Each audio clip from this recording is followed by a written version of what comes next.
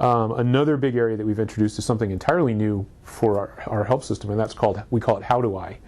And what How Do I is it's a page that has a whole set of tasks on it, and it's the case for where you don't know what to search for.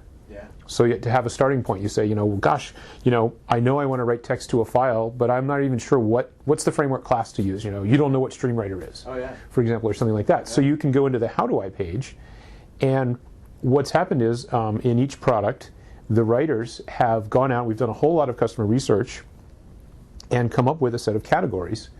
So, for example, on the Visual Basic page, there's a top-level category called Creating Windows Applications. Yeah. You drill down into that, and there's subcategories, working with WinForms, creating controls, binding data, a whole bunch of different things, but all the central things that you need to know to build a Windows Forms application. Right. And you can actually navigate through that and find topics.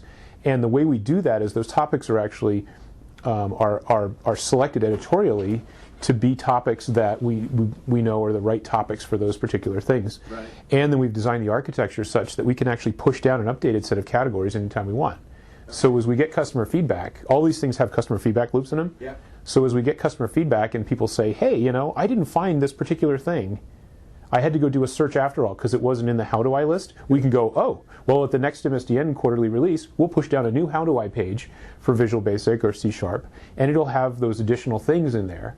Okay. And then the other thing we can do is we can say, well, nobody ever seems to click on these other links. Maybe we'll take those off. Right. Because they're just wasting screen space because nobody's really using them. Right.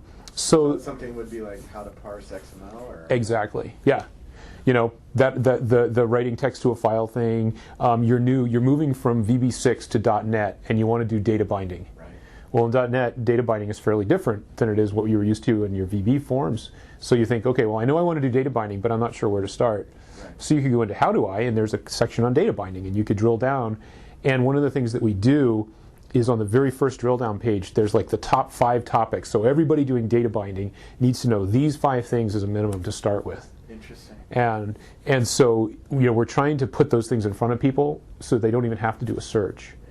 And then the other thing about the design is that it's actually a very, very shallow hierarchy. Okay. So we want people to either be successful quickly or fail quickly, because if it takes you a long time, you're going to get frustrated and go, oh, this is no good, I don't want to use this anymore. And so we want it's okay if you don't find the thing, because the goal of it isn't to be all-encompassing of everything. It's really like, what's the 80% of things that every VB developer does? Let's put them in there.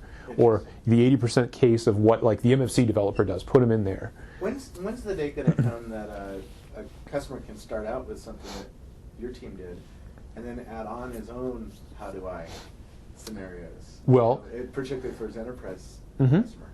So the How Do I, we're going to publish the format. It's an XML file. Okay. We're going to publish the schema.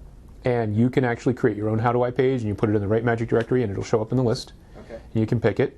We've shown that to some of the CodeWise partners, for example, and there's a fair amount of excitement around that. I mean, I totally envision that as we get further down kind of the beta path and stuff, that you'll go to some of the CodeWise partners, and they'll have a link that says, install a How Do I page tailored to our website. And so, if your website specializes in some particular type of development area, you create a How Do I page that really represents your website really well, right. And you put that right in Visual Studio.